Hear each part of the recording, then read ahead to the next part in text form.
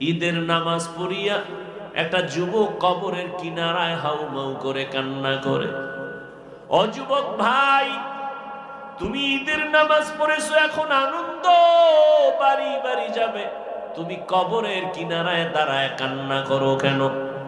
যুবক কান্না করে বলে, ভাইজান, গত ঈদে আমার বাবা আমার পার্শ্বে যায় নামাজে দাঁড়ায় নামাজ আদায় করেছিলেন। ঈদগায় যখন বের হলাম, আমার আম্মা আমার মাথায় হাত দিয়া দোয়া করেছেন। আজ আমি যখন ঈদের নামাজে রওয়ানা, আমার বিছানায় তাকায় দেখি আব্বা নাই, আমার আব্বা নাই, আমার আম্মাও নাই। কে আমার মাথায় হাত বুলাইয়া দিবে? আমার যায় নামাজের পার্শ্বে আমার কে নামাজে দাঁড়াবে? আজ আমি বড় ইতিম। আজকে অনেকে আব্বা আম্মা নিয়া কত ঈদের আনন্দ করে, নাস্তা করে, আমার আব্বা নাই, আমার আম্মা নাই, আমি আজ এতিমের মতো একা। আমার মাথায় হাত বুলাইয়া একটু দোয়া করবে, সে আম্মা দুনিয়ায় নাই। আমার বাবা আমার মাথায় ছায়া দিয়া রাখবে, সে বাবাও নাই, আমি বড় এতিম। আমার পাশের মানুষ যখন আব্বু বলে ডাক দেয়, আমার কলিজাটা ফেটে যায়। আমার কপাল বুঝি খারাপ, আমি একবারও আব্বু বলে ডাক দিতে পারি না।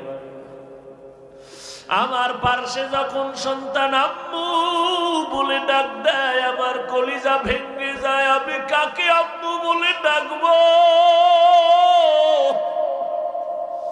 আমার মা নাই। আমি যত কষ্ট করতাম, যেখানে যাইতাম রাতের গভীর হয়ে গেলেই মা বাবায় টেলিফোন করতে, ও বাবা এখনো কেন ঘুমাও না, খানা খাইছো নি, শরীরের হালাতটা কেমন, বারবার টেলিফোন করতে। আজ আমার মা নাই, বাবাও নাই, টেলিফোনে রাত 12টায় কেউ খবরও নেয় না। না খাইয়া থাকলেও কেউ জিজ্ঞাসা করে না, ঘুমাইলাম কিনা কেউ খবর নেয় না। ও আল্লাহর বান্দারা, এখানে যারা আছেন এতিম,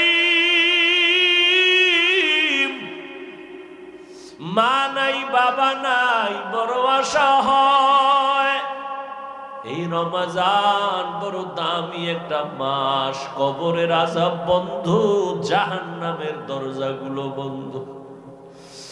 ওই কবরে কোনো আযাব নাই, রূহগুলো অপেক্ষায় আছে সন্তান। আজকে তুই কোন ঘরে ঘুমাইতেছ? ওই ঘরের মালিক তো একদিন আমরা ছিলাম। আজকে তোরে বড় বানাইতে গিয়া আমি মা কত ঘুম নষ্ট করেছি। না খাইয়া বাবা তোমারে আমারে খানা খাওয়াইতে এত কষ্ট করে বড় বানাইছেন। ওই মা বাবাকে ভুলিয়া তুমি কেমনে ঘুমাও রে বাবা? ওই মা বাবার জন্য তৈরি হও, কবরে সওয়াব পৌঁছানোর কি ব্যবস্থা করো। রমজান আসছে, এই রমজান এত বরকতের মাস, তাকওয়া অর্জনের মাস। ও বান্দা, তুমি একটা নফল আমল 11 মাসে করবা, রমজানে করবা, তুমি এত দাম পাবা।